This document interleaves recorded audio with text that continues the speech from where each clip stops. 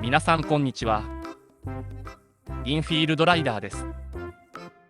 今日は 50cc から 1300cc までいろいろなバイクを乗ってきて、一番残念な排気量はどれだったかをお伝えします。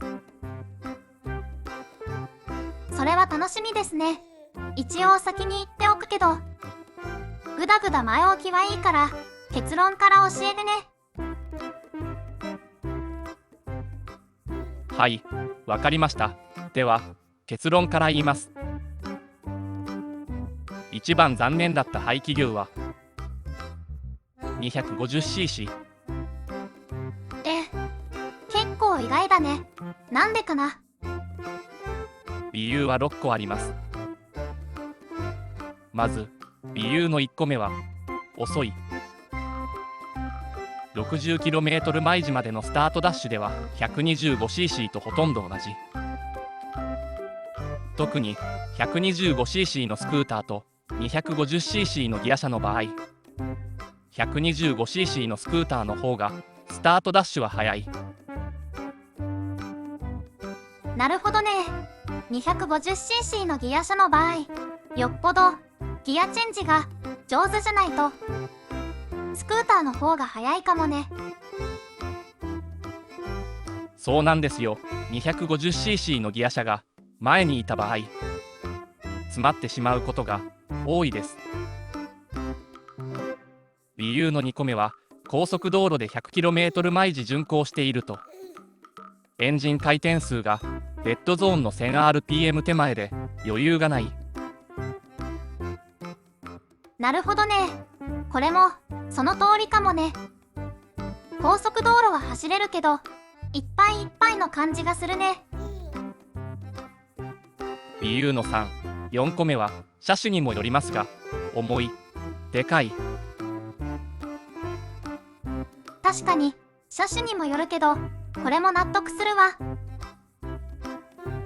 理由の5個目は普段使いの場合、駐輪場に困る。わかるわかる。ツーリング仕様ならいいけど、普段使いだと止める場所に困るよね。 125cc だととりあえずは自転車置き場があれば迷わず止めれるよね。理由の6個目は 250cc も 1300cc も任意保険は同じ扱いになる。極端な話、126cc と 1300cc の任意保険料は同じになるね。ということで 125cc の車種を主に比較対象にしてきたけど、 250cc のバイクは全てが中途半端だと思います。もし今後中型を買うのであれば 400cc を買おうと思います。 400cc であれば普段使いはそこそこスタートダッシュも速く、高速仕様の場合回転数に余裕ができて安心できると思います。そうだね。 400cc だと駐輪場問題も諦めがつきそうだね。はい、ということで 250cc が一番残念な排気量だった理由でした。そんなこと言って今後 250cc のバイク買わないでね。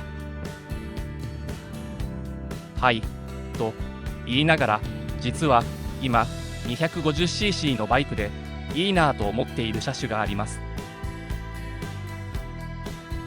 なになに、気になる。それはフォルツァ250です。けど 250cc という排気量がネックで買う気が薄れます。海外で発売しているフォルツァ 350cc をそのまま日本で発売してくれれば即買いしそうだけどね。日本は海外発売のフォルツァ350をわざわざ 250cc に変更して発売しているからね。試しに海外発売のフォルツァ350をそのまま発売してみればいいのにね。意外と売れるかもしれないのにね。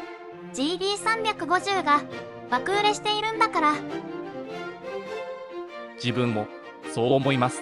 まあ期待をしていないけど。話はそれたけど、一番残念だった排気量は 250cc ということで、参考まで。了解。皆さん、ご視聴ありがとうございました。よろしければチャンネル登録よろしくお願いします。